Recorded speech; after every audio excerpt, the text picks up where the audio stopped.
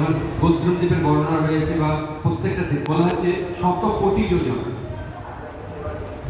100 কোটি যোজন মানে বুঝতে পারছেন তো? হ্যাঁ, 100 কোটি যোজন। 1 যোজন মানে হচ্ছে 8 মাইল। তাহলে 800 কোটি মাইল এক একটা দ্বীপের বিস্তার। আরো বিস্তার হতে পারে। এভাবে আমরা এখান থেকে আজ্ঞা নিয়ে পরিক্রমা শুরু করব।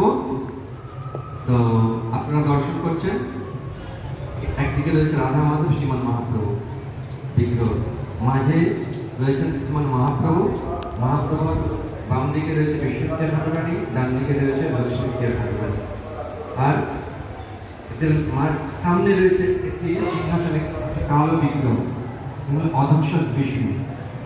এইখান থেকেই 1934 সালে বুধবারে ভক্তিবাদ ঠাকুরের প্রাপ্ত হয়েছে অধক্ষ বিষ্ণু। পঞ্চতত্ত্ব রয়েছে জগন্নাথ, যেই গৌর সেই কৃষ্ণ সেই জগন্নাথ এখানে রয়েছে। এটা হচ্ছে সেই নিম গাছের তলায় মহাপ্রভুর সচিনন্দন রূপে আবির্ভূত হয়েছিলেন, হচ্ছে সেই স্থান। এখানে গৌর গদাধর বিগ্রহ রয়েছে এবং লক্ষ্মী নৃসিংহদেবের বিগ্রহ রয়েছে। এখানে আমরা বিভিন্ন স্থানে বিগ্রহ দর্শন করবো, প্রণাম করবো, আর সময়ের ঠিক গাড়ি তুলে করবো। ঠিক আছে? তো আমরা এখন এখান থেকে যাব শ্রীবাস অঙ্গন। শ্রীবাস অঙ্গনের পরে আমরা একদম সামনে অদ্বৈত ভবন গদাধর অঙ্গন করে গাড়ি তুলে করবো। উঠে আমরা যাব চাঁদগাজীর সমাধি, মথুরা নগর। এই নবদ্বীপ ধামের সমস্ত কিছু রয়েছে, বুঝেছেন? মথুরা, বৃন্দাবন, তালবন, বেলবন, সব বন রয়েছে এখানে।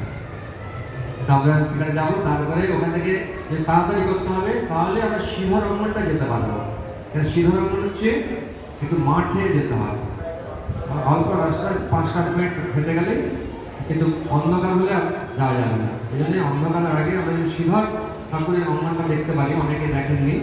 হ্যাঁ, সিধর অঙ্গন দেখে তারপরে জগন্নাথ মন্দির এখানে দর্শন করে আমরা বেরিয়ে যাব।